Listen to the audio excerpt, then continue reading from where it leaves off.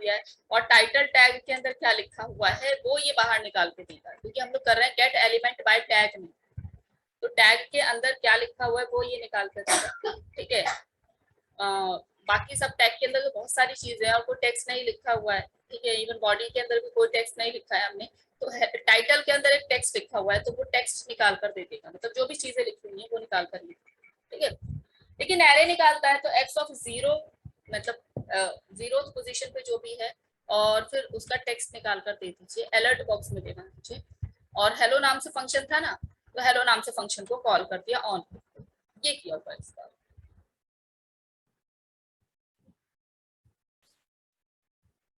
Run कराते हैं।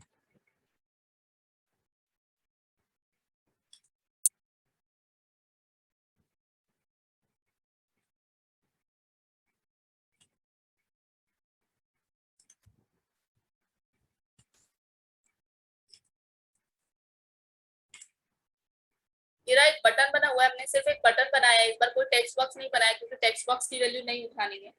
और उसके बाद हम लोगों ने यहाँ पर शो पे क्लिक किया, एक मिनट,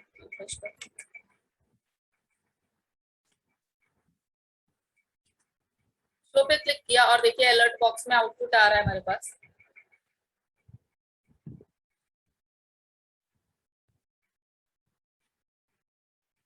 दिख रहा है? यस ये मैम। होता है, ये होता है टैग नेम का कंसेप्ट। हालांकि ये ज्यादा यूज नहीं होता, क्योंकि टैग से हम लोग वैल्यू नहीं निकालते, हम लोग आईडी से वैल्यू निकालते हैं। ठीक है,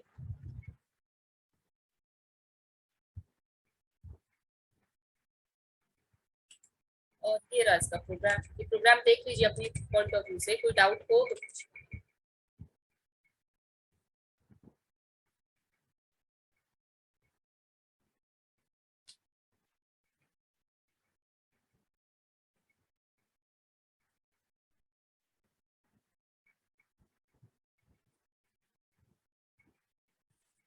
ठीक है, आगे समझ में, नेक्स्ट करें।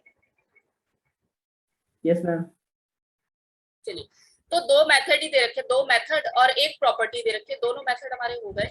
सबसे ज्यादा मेन मेथड आपका वही है, गेट एलिमेंट बाय आईडी, उसको बहुत अच्छे से तैयार कर लेना, उसकी प्रैक्टिस अगर और प्रोग्राम वगैरह मिल जाए आपको तो उससे कर लेना।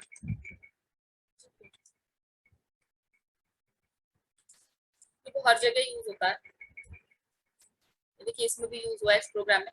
ये रहा प्रॉपर्टी, प्रॉपर्टी दिख रही है इस बार, ये रहा इनर एचटीएमएल, ये प्रॉपर्टी है। और इस पे तो अलग से प्रोग्राम पूछा जाता है आपको, इनर एचटीएमएल को जैसे अपने लास्ट में क्वेश्चन आता है, क्वेश्चन नंबर 5 में शॉर्ट नोट्स में पूछा जाता है। ठीक है, कुछ 2 या 1 मार्क्स में क्वेश्चन पूछे जाते हैं, या 2-3 मार्क्स में पूछे जाते हैं। लास्ट में लिस्ट दे रखी होती है, उसमें से कुछ क्वेश्चंस करने होते हैं, उसमें ये पूछा जाता है इनर एचटीएमएल पे शॉर्ट नोट लिखिए।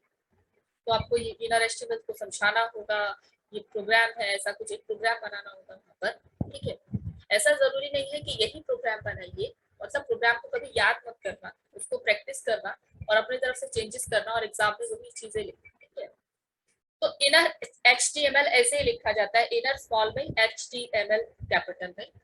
और ये एक प्रॉपर्टी, ये क्या करती है, जैसे कई बार आप देखे होंगे वेबसाइट पे लिखा आता है welcome user, welcome to my website user, ऐसे कुछ लिखा आता है।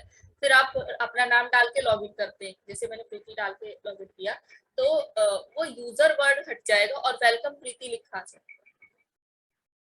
कभी नोटिस किया होगा आप लोगों ने कि आप जब तक लॉगिन नहीं करते हैं आप यूजर रहते हैं, यूजर वर्ड लिखा आता है आपके लिए, या हेलो यूजर या वेलकम यूजर, ऐसे वो मैसेज लिखते हैं। लेकिन जैसे ही आप अपना नाम डाल के लॉगिन कर देते हैं, अब वो यूजर वर्ड हटा के वो उसमें आपका नाम डाल देते हैं। ठीक है, वो कंसेप्ट आपका इनर एचटीएमएल के थ्रू हम कर सकते हैं। आ गया समझ में? Yes ma'am.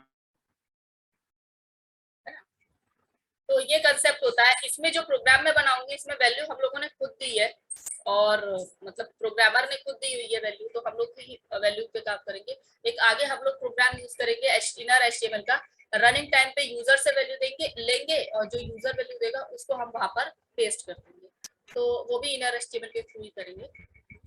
तो स्टार्ट करते हैं। This is a property to access inputed element through get element by ID. देखिए मैंने कहा ना गेट एलिमेंट बाय आईडी ज्यादा यूज होता है, तो इस ये इनर एचटीएमएल भी गेट एलिमेंट बाय आईडी से ही यूज होता है। ठीक है, यूजिंग दिस प्रॉपर्टी से हम क्या कर सकते हैं, we could replace the text in paragraph. किसी पैराग्राफ में कोई टेक्स्ट को रिप्लेस कर सकते हैं, अगर आप रनिंग टाइम पे चाहे तो रनिंग टाइम पे रिप्लेस कर सकते हैं। हेडिंग रिप्लेस कर सकते हैं, other element based on several things such as value, such as a value the user enters in a text box. अगर यूजर ने कोई वैल्यू टेक्स्ट बॉक्स में एंटर किया, उसको उठा के आप रिप्लेस कर दीजिए एक पैराग्राफ के अंदर। जैसे मैंने कहा कि मैंने प्रीति नाम लिखा है तो प्रीति नाम रिप्लेस हो गया, किसी अदर ने अपना नाम लिखा होगा तो वो नाम रिप्लेस हो जाएगा। तो ये टेक्स्ट बॉक्स में यूजर जो वैल्यू देगा उसको रिप्लेस कर सकता है। इनर एचटीएमएल इतना पावरफुल है। ठीक है, तो रनिंग टाइम पे भी वैल्यू को अगर रिप्लेस करवाना है, किसी वर्ड को रिप्लेस करवाना है, तो इनर एचटीएमएल के थ्रू वो कोडिंग। ठीक है, तो उसका प्रोग्राम बनाया हुआ है, वही एक लाइन लिखी हुई है, welcome to this website user, और एक बटन बनाया हुआ है। बटन पे जैसे ही क्लिक किया जाएगा, ठीक है, चेंज नाम दिया इस बार बटन फंक्शन को, जैसे ही बटन पे क्लिक किया जाएगा हेलो लिखा आ जाएगा। यहाँ पर हेलो नहीं लिखेंगे, हम अपना नाम लिख देंगे। यहाँ पर एक और पेज ले लेते हैं,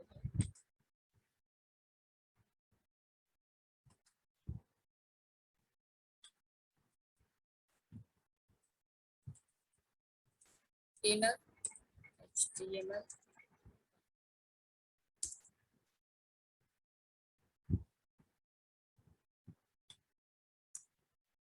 तो सबसे पहले पी टैग मतलब पैराग्राफ टैग में हमने लिखा वेलकम टू माय वेबसाइट, ऐसा कुछ मैसेज लिख दिया। यूजर वेबसाइट यूजर, और यूजर को ही मुझे दिखाना है।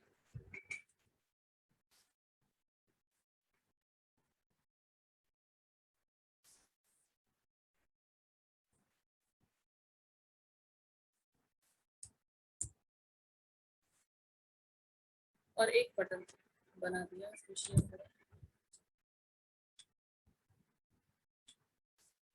एक बटन बना दिया,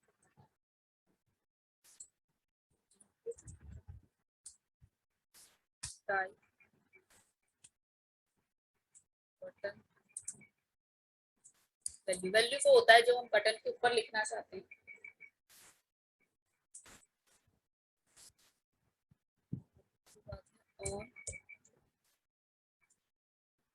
बटन के ऊपर मैं क्लिक लिखना चाहती हूँ, और ऑन क्लिक मेरा इवेंट हैंडलर है, इसमें मैं एक फंक्शन कॉल कराना चाहती हूँ। फंक्शन का नाम हम मान लीजिए हमने दे दिया शो, नाम दे दिएगा फंक्शन का, ऊपर शो नाम से डिफाइन कर। देखिए हुआ क्या है इसमें, इतना दिखाते हैं कोडिंग, अभी जावास्क्रिप्ट नहीं लगाए हैं।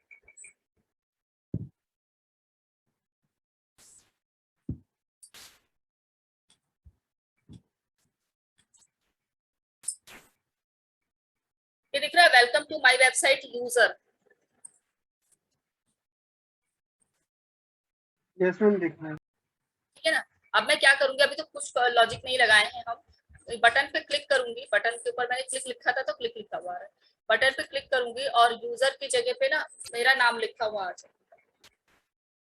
ठीक है, ये कंसेप्ट इनर एचटीएमएल के थ्रू होता है, वो करेंगे हम लोग, उसकी कोडिंग है ये। तो फिलहाल मैंने देखिए यहाँ पर किया क्या है, कोडिंग में आते हैं, welcome to my website user, अगर मैं डायरेक्ट मैं इस पूरे को आईडी देती, मैंने यूजर सिर्फ यूजर वर्ड को ही मैंने आईडी दी है, क्योंकि मुझे सिर्फ यूजर वर्ड ही रिप्लेस कराना है, पूरा वेलकम टू माय वेबसाइट पूरी लाइन को रिप्लेस नहीं कराना।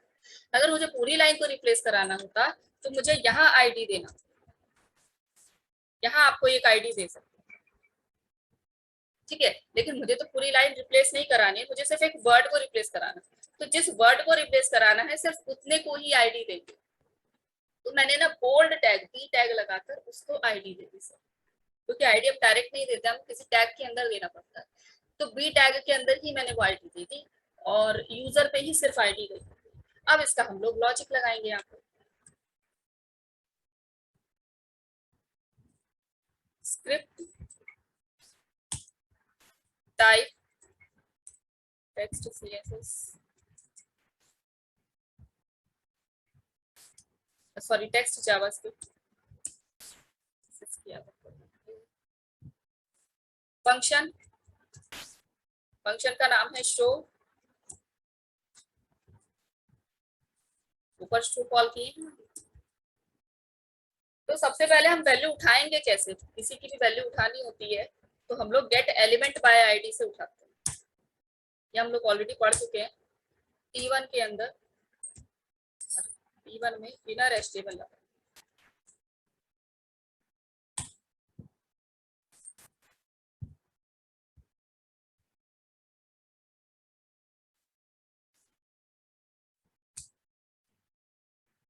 ठीक है, ये हो जाएगा। माने कि जैसे जहां T1 है, यानी जिसकी आईडी T1 है, उस आईडी पर इनर एचटीएमएल अप्लाई करके प्रीति लिख दो उसे, तो बस बाकी ऐसी चीज रह जाएगा। लेकिन ये होगा बटन की क्लिक पे। बटन, बटन पर आपने शो मेथड बनाया है, शो मेथड के अंदर आपने ये लॉजिक लगाया। देखिए एक लाइन का लॉजिक है,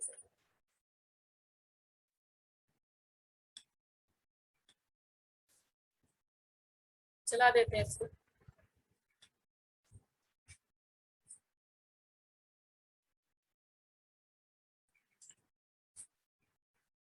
ये रहा, शेयर हो जाती है, स्क्रीन शेयर कर दूंगी। तो ऐसे आएगा पेज आपका, ठीक है। Welcome to my website user. जैसे ही मैं बटन पे क्लिक करूंगी वो यूजर देखिए अपने आप चेंज होगा। पहले बताइए दिख रहा है welcome to my website user, ऐसा वर्ड दिख रहा है आपको पूरा। अब मैंने बटन पे क्लिक किया, देखिए अब दिख रहा है वेलकम टू माय वेबसाइट प्रीति। ये कंसेप्ट होता है, इनर एचटीएमएल ये काम करता है।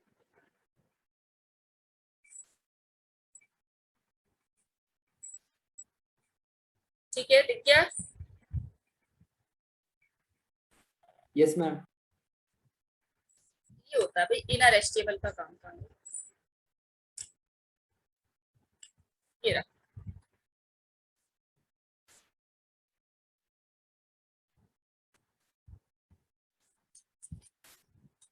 ठीक है। तो ये एक टॉपिक इसका खत्म होता है।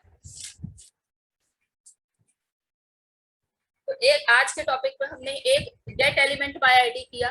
आप गेट एलिमेंट बाय आईडी बहुत अच्छे से तैयार कर लेना, क्योंकि ये ज्यादातर यूज होता है। Gate element by ID JavaScript में बहुत ज्यादा यूज होता है। हम लोग आईडी के थ्रू ही चीजें गेट करते हैं, ठीक है। मतलब दो चीजें होती हैं, गेट एलिमेंट बाय आईडी और एक गेट एलिमेंट बाय नेम।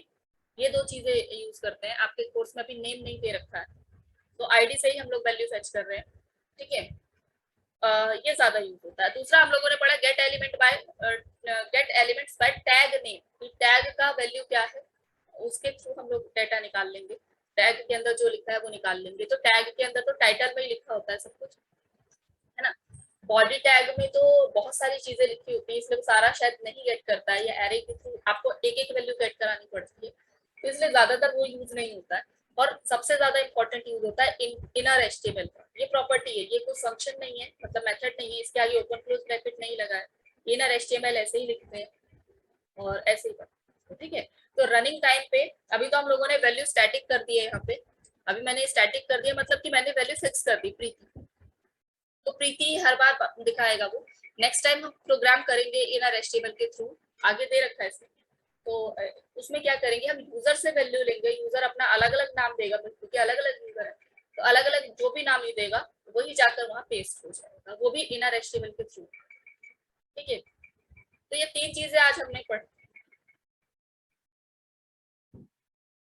आ गया समझ में? Yes ma'am. आगे भी है, जितने भी टॉपिक्स है उसमें भी प्रोग्रामिंग है सब में, बाकी नेक्स्ट क्लास में करेंगे। लेकिन एक छोटा सा टॉपिक है, उसमें थोड़ा सा थ्योरी दे रखा है, उसको आज करते हैं। वो मैंने पहले छोड़ दिया था, मैंने कहा लास्ट में टाइम बचेगा तो कर लेंगे। तो हमारे पास है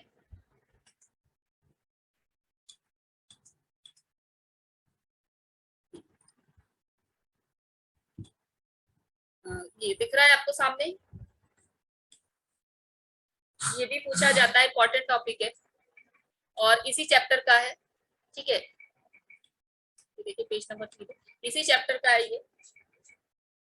तो सिर्फ पूरा पूरा थ्योरी था, इसमें कोई प्रोग्रामिंग नहीं दे रखी थी और इतना ही टॉपिक है, इसलिए मैंने कहा था लास्ट में थोड़ा टाइम बचेगा तो उसमें हम लोग डिस्कस कर लेंगे।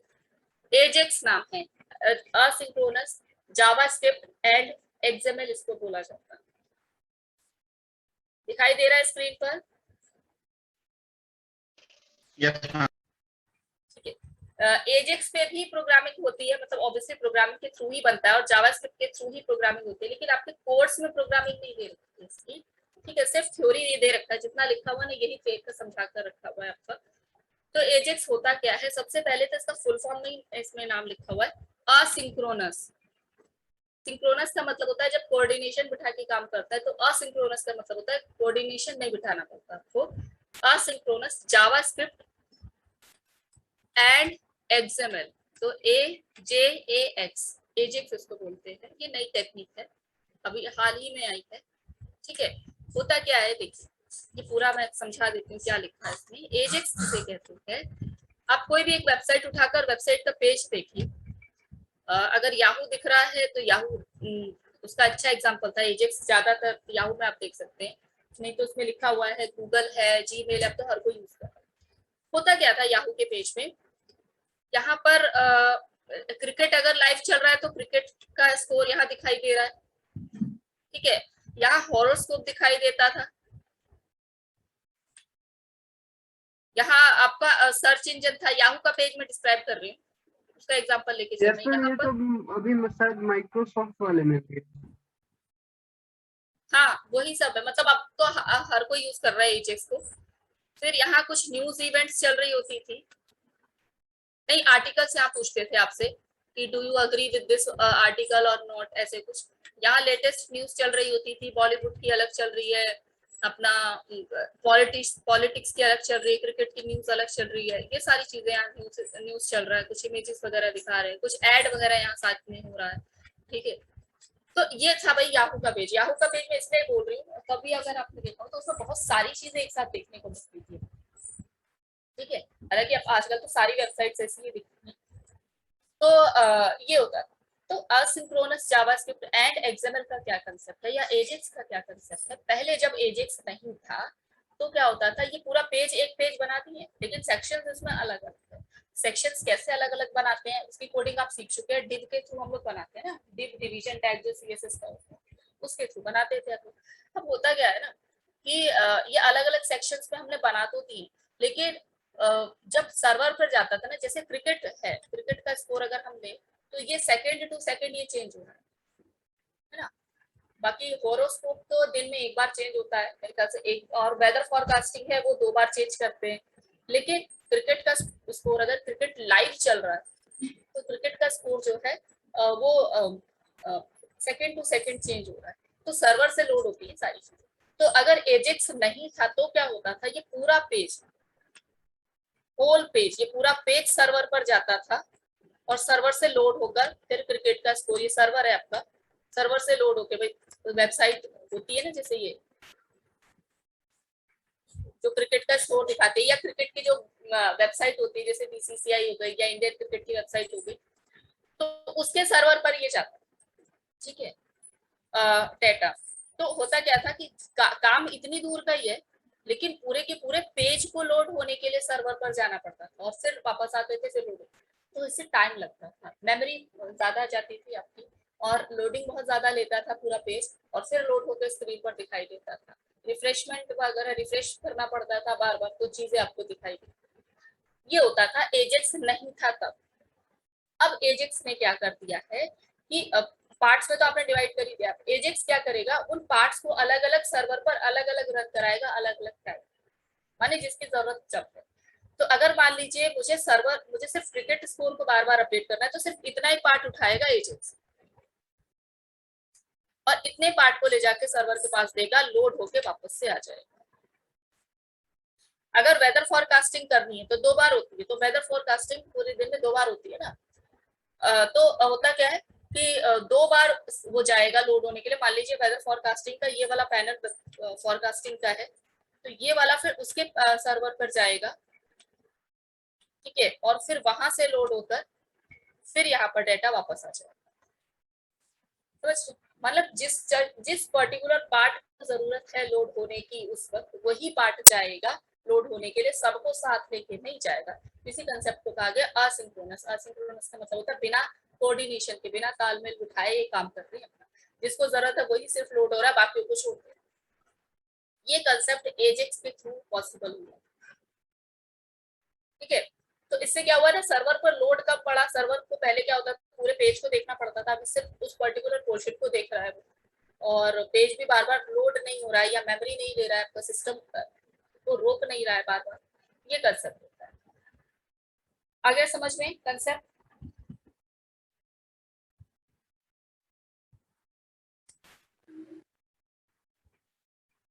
बताइए, समझ में आ गया? यस मैम, क्लियर है। हाँ, ये थ्योरी में लिखा हुआ, इसको पढ़ लेते हैं एक बार। ये रहा, एजेक्स लिखा हुआ है, ठीक है, तो पढ़ लेते हैं इसमें। Ajax is a new technique for creating better, faster, and more interactive web application with the help of XML, HTML, CSS, and JavaScript. सब मिला के इसका कोडिंग किया जाता है, ठीक है। तो CSS और HTML से तो डिजाइनिंग करते हैं, बाकी लॉजिक XML और JavaScript से लगा सकते हैं। It uses XHTML for content and CSS for presentation. XHTML भी पढ़ चुके हैं हम लोग ऑलरेडी, अगर आप लोगों को याद हो। XHTML क्या होता है? HTML और XML का कॉम्बिनेशन होता है, और आपको जैसे HTML में कोई टैग स्टार्ट किए बंद नहीं किए, लेकिन XHTML में पूरा प्रोफेशनल तरीके से कोडिंग करवाता है, तो इसलिए XHTML पे काम करते हैं। For content and CSS for presentation. CSS मतलब यूज होता है प्रेजेंटेशन के लिए। प्रेजेंटेशन का मतलब होता है कि वो लुक डिजाइन के लिए CSS को यूज करते हैं, ठीक है। माने स्ट्रक्चर हम लोग खड़ा करते हैं XHTML से, जैसे फॉर्म वगैरह बनाना है या पर्टिकुलर कोई चीज बनानी है तो XHTML से बनाइए, उसको लुक, कलर, फॉन्ट का साइज वगैरह देंगे CSS से। As well as DOM and JavaScript for dynamic content display. DOM और जावास्क्रिप्ट यूज होगा कंटेंट डिस्प्ले के, माने सर्वर पे जाना, सर्वर से वापस आना, तो कंटेंट डिस्प्ले हो जाए एक तरीके से, डायनेमिक कंटेंट होगा। Here a definition: Ajax is the art of exchanging data with the server and updating parts of web page without reloading the whole page. Main point देखिए, यही बताया हमने कि पूरा पेज रीलोड होने की जरूरत नहीं है, सिर्फ जिस पार्ट को जरूरत है वही पेज जाएगा, रीलोड होके आ जाएगा। Ajax allows web pages to be updated asynchronously by exchanging small amount of data with the server.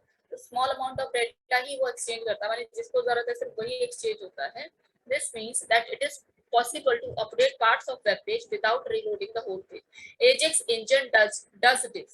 तो एक Ajax engine होता है, वो ये काम करता है, works within the server, within the web browser through JavaScript and DOM.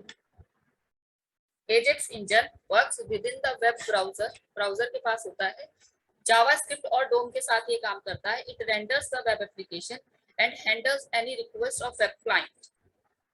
While Ajax engine handling the request, it can hold most information in the engine itself.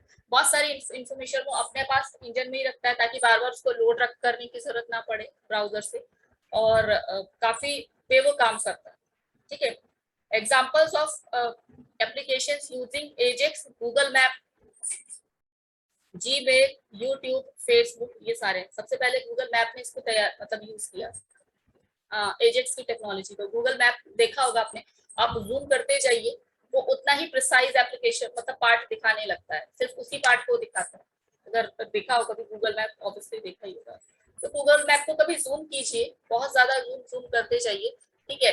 तो वो क्या है, सिर्फ उस पार्ट को, जिस पार्ट को, पर्टिकुलर पार्ट को या पर्टिकुलर एड्रेस को आप देखना चाहते हैं उस पार्ट को दिखाएगा, बाकी चीजें हटा देता है।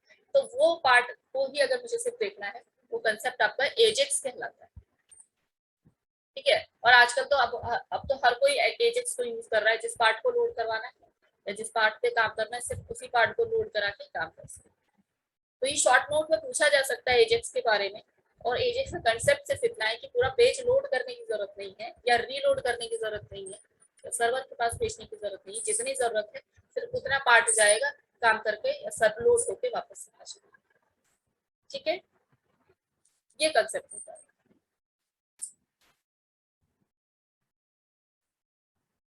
तो आज इतना ही रखते हैं।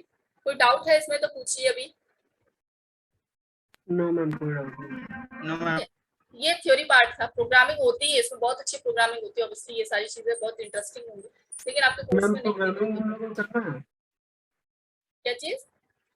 मैम प्रोग्रामिंग करना है एजेक्स पर। आपके कोर्स में नहीं दे रखा है तो हम लोग नहीं करेंगे। Okay ma'am. तो ये कंसेप्ट है भाई, एजेक्स का थ्योरी पे पूछा जाता है, थ्योरी ही दे रखा है आपके कोर्स में। बाकी नेक्स्ट क्लास में इसको कंटिन्यू करेंगे चैप्टर को। तो मैं यहाँ से लॉग आउट कर रही हूँ।